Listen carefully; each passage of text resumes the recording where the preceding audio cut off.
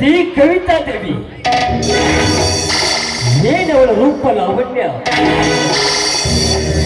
ನನ್ನಂತರಂಗದ ಕಾಮದಾಸಿಗೆ ಕಿಚ್ಚನ ಹೊಗೆಯಾಡುತ್ತಿದೆ.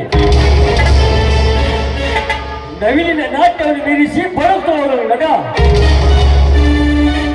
ಬಹುಶಃ ಖಂಡಿತಗಳಲ್ಲಿ ಪುರುಷರ ಕುಲದ ಶರಣ ಮಾದಕ ದೃಷ್ಟಿ. ಆದ್ರೆ ಆತುರದಲ್ಲಿ ಯಾರು ವಿಚಾರದ ಸ್ಥಿರತೆ.